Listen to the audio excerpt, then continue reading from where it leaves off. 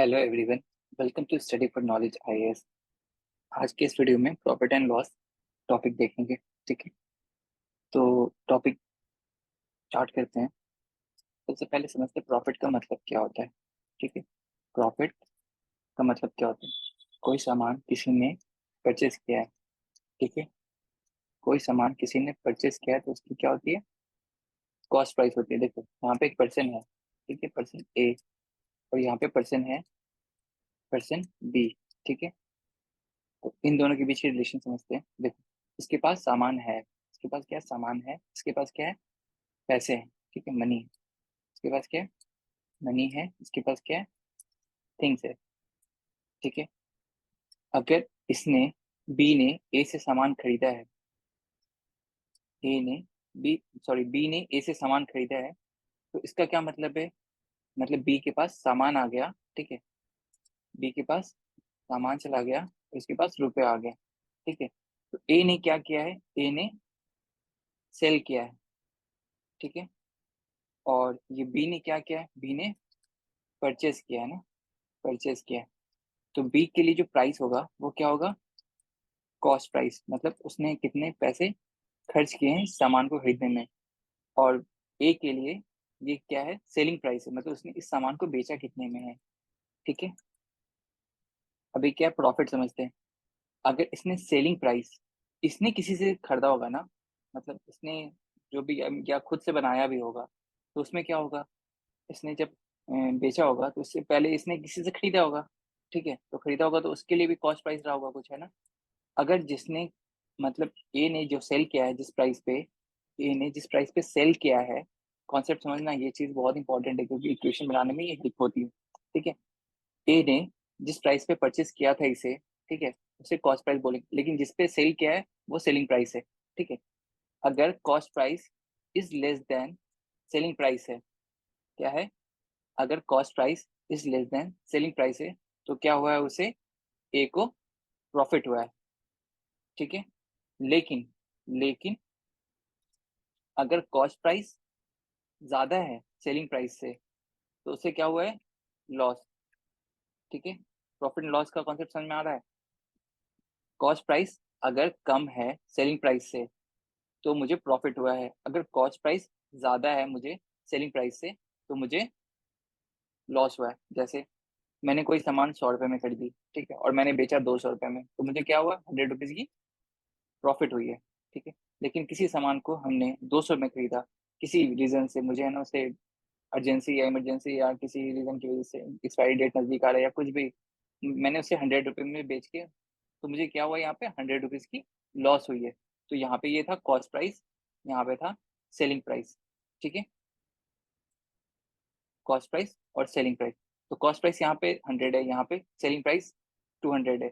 तो cost price कम है, यहाँ पे सेलिंग प्राइस है ना, कॉस्ट प्राइस यहाँ पे कम है सेलिंग प्राइस है, तो मुझे प्रॉफिट हुआ है। ठीक है, कॉस्ट प्राइस कम है सेलिंग प्राइस से तो प्रॉफिट हुआ है। ठीक है, यहाँ पे कॉस्ट प्राइस ज्यादा है सेलिंग प्राइस से तो लॉस हुआ है।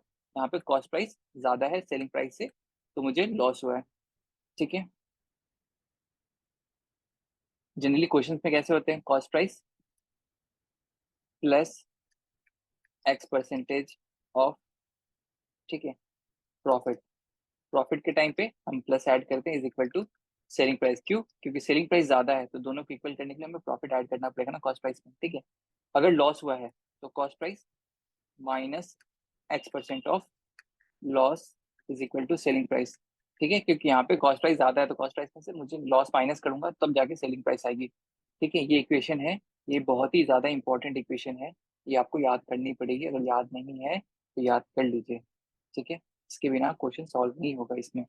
डायरेक्ट फॉर्मूला से, मतलब पुट करके वो फॉर्मूला आती है ना इसकी, तो वो वाली इक्वेशन है। अगर लंबी चौड़ी दे दी कि इसके बाद ये प्रॉफिट हो रही है, इसके बाद ये लॉस हो रही है, इसके बाद ये प्रॉफिट हो रही है, इसके बाद ये लॉस हो रही है, तो उसमें थोड़ी सी आपको डिफिकल्टी हो सकती है। अगर ये कॉन्सेप्ट समझ में आ गया तो चीजें आसान हो जाएंगी आपके लिए। ठीक है, कॉस्ट प्राइस में आपने प्रॉफिट ऐड किया तो सेलिंग प्राइस आ गई, कॉस्ट प्राइस में आपने माइनस किया लॉस तो सेलिंग प्राइस आ गई। ठीक है, अब कुछ क्वेश्चंस करते हैं इसके, प्रीवियस क्वेश्चन जो यूपीएससी ने वाकई पूछे हुए हैं। ठीक है, प्रीवियस क्वेश्चन है ये। ठीक है, तो इसे सॉल्व करते हैं। Gopal bought a cell phone and sold it to Ram at 10% profit। ठीक है, तो गोपाल के लिए कॉस्ट प्राइस कुछ रहा होगा, हमें नहीं मालूम, एक्सक्यूज करते हैं।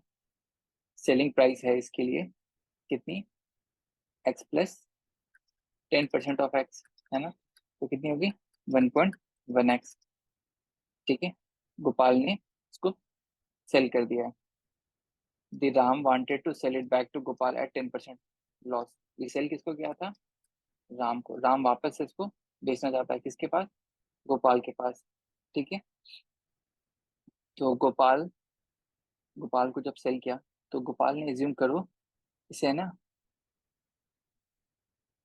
100 रुपीज में परचेज किया था, कॉस्ट प्राइस। ठीक है, एज्यूम करो यहाँ पे एक्स की वैल्यू 100 है। ठीक है, कलर चेंज करता हूँ तो ज्यादा क्लैरिटी रहेगी। 100 रुपीज में परचेज किया।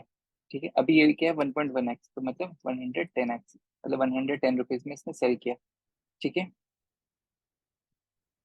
तो क्या बोल रहा है, राम है ना इसको वापस से बेचना चाहता है गोपाल से एट 10% लॉस।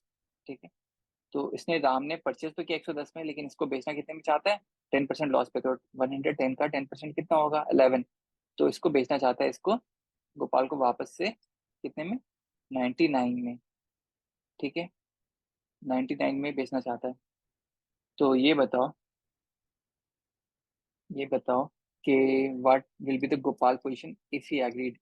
पहले इसके पास कितने थे, 100 रुपये में उसने परचेस किया है। ठीक है, वापस उसने परचेस कितने में किया है, 99 में, है ना। इनिशियली उसने 100 रुपये में परचेस किया था, अभी उसने वापस से 99 में परचेस किया है, तो उसको अभी क्या है, 1 रुपए का फायदा हुआ है। और ऑप्शन आपको बहुत ज्यादा हेल्प करेगी इस क्वेश्चन में। देखो, इसने यहाँ पे 11% होता तो फिर दिक्कत हो सकती थी आपको क्वेश्चन के ऑप्शन सिलेक्ट करने में, लेकिन उसने ना ऑप्शन है ना बहुत ज्यादा शॉर्टेड कर दिया है।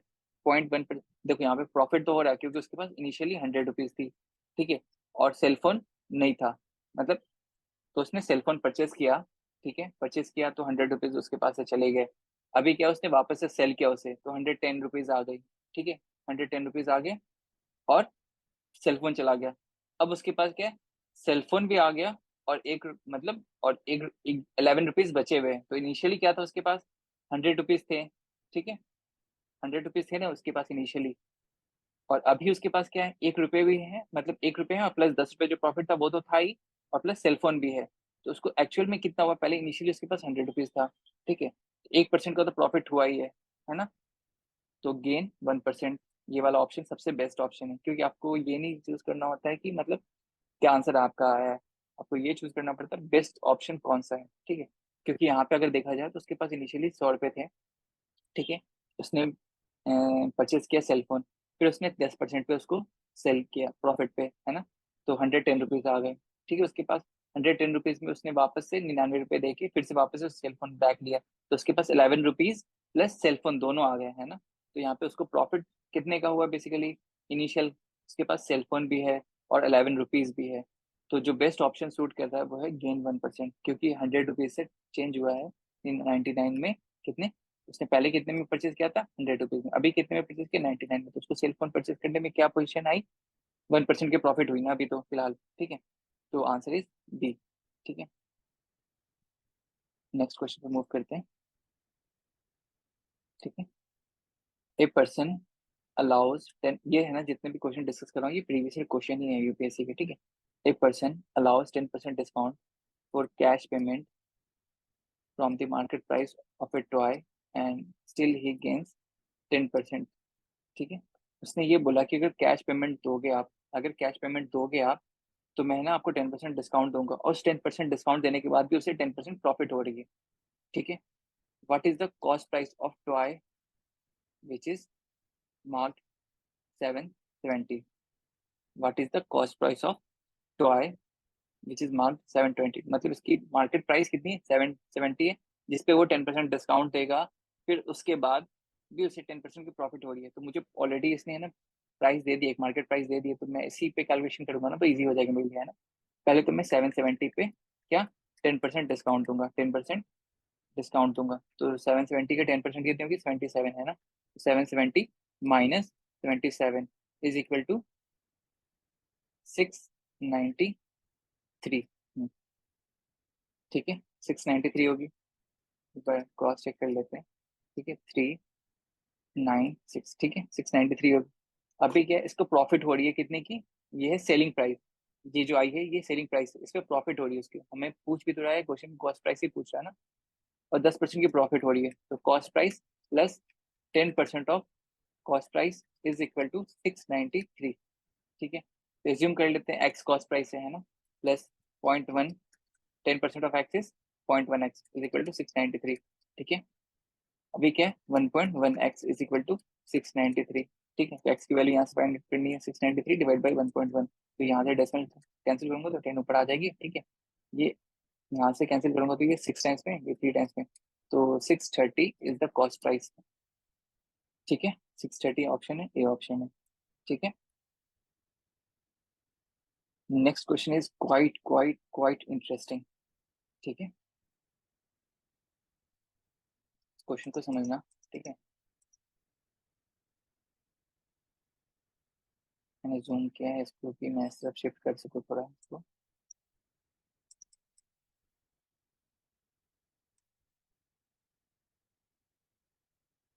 देखो यहाँ पे ना एक टेबल फॉर्म करते हैं जिससे चीजें इजी हो जाएंगी।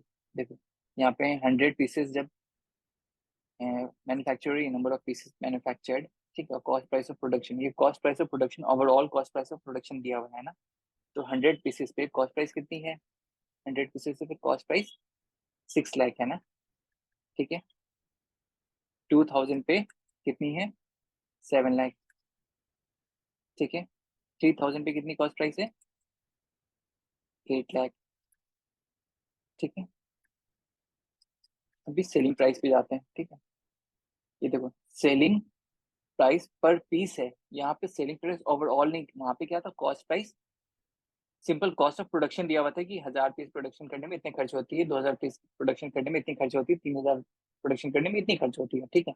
लेकिन यहाँ पे सेलिंग प्राइस पर पीस दिया हुआ, तो हमें नंबर ऑफ पीस से मल्टीप्लाई करना पड़ेगा तब जाके एक्चुअल प्राइस आएगी, है ना। तो 400 इंटू 1000 मल्टीप्लाई करूंगा तो मतलब 1000 पीस अगर मैं सेल कर रहा हूँ तो मेरी उसके बाद सेलिंग प्राइस पर पीस कितनी, 400 है, तो मैं मल्टीप्लाई करूंगा तो कितनी आ रही है, 4 लाख, है ना, 4 लाख आ रही है, ठीक है। नेक्स्ट है, नेक्स्ट कितनी है, यहाँ पे 2000 है और यहाँ पे 350 है ना, तो मल्टीप्लाई करूंगा तो कितनी आ रही है, 7 लाख, ठीक है। नेक्स्ट क्या है, 3000 पे 300 को मल्टीप्लाई करूंगा तो 9 लाख आ रही है ना। तो क्वेश्चन की डिमांड क्या है, क्वेश्चन की डिमांड आप समझते हैं।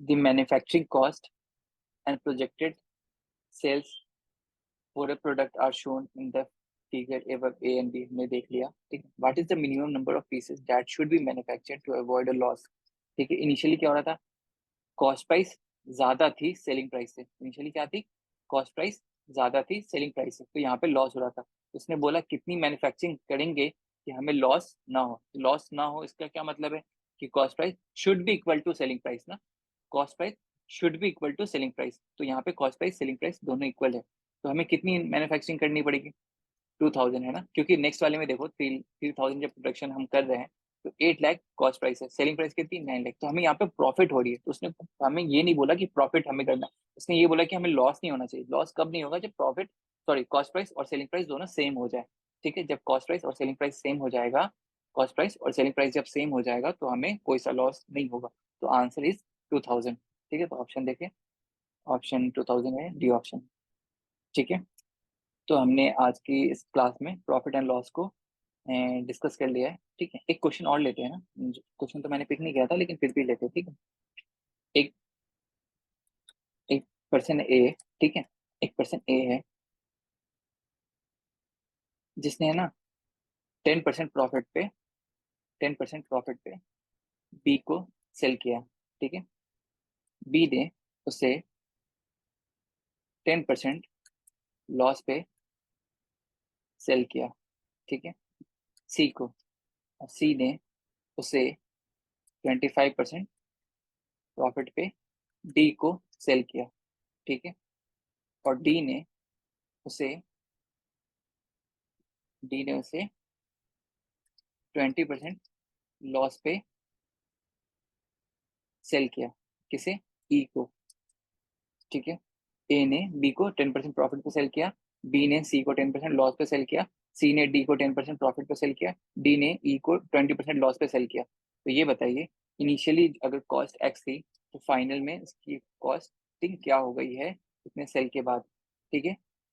तो अभी क्या है, एज्यूम कर लेते हैं एक्स, मतलब ये तो मैंने बस एजम्पशन लिया है कि एक्स है। अभी एक्स को क्या 10% प्रॉफिट हो जाएगी, है ना, तो 1.1 एक्स हो जाएगा, फिर उसको लॉस होगी तो 0.99 एक्स हो जाएगा, फिर उसकी 25% प्रॉफिट होगी।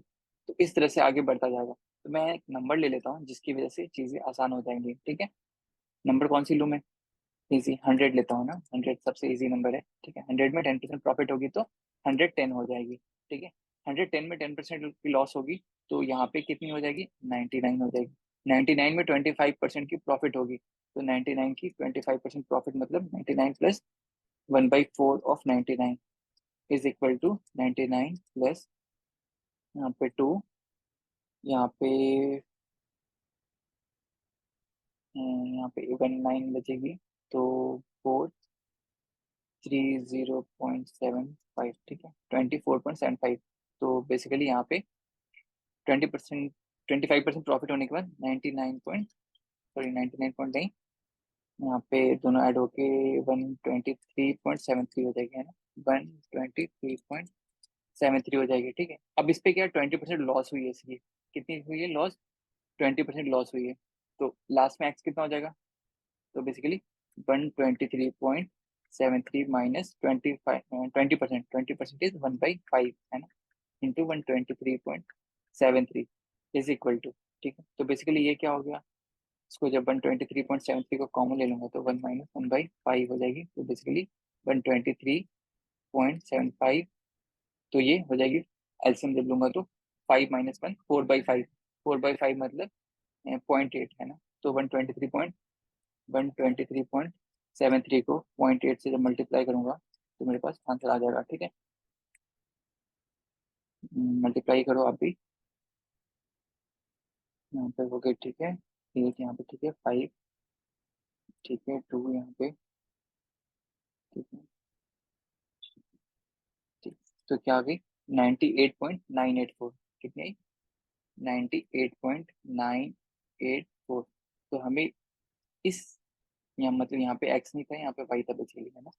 तो यहाँ पे जो वैल्यू थी वो 100 थी, और यहाँ पे कितनी है, 98.984। तो यहाँ से यहाँ तक की ट्रांजेक्शन में हमें क्या हुआ है, बेसिकली ओवरऑल ओवरऑल हमें लॉस हुआ है, ठीक है। क्योंकि यहाँ पे इनिशियली हमने 100 से स्टार्ट किया था, हमें फाइनल प्राइस अभी क्या है ई के पास, 98.984।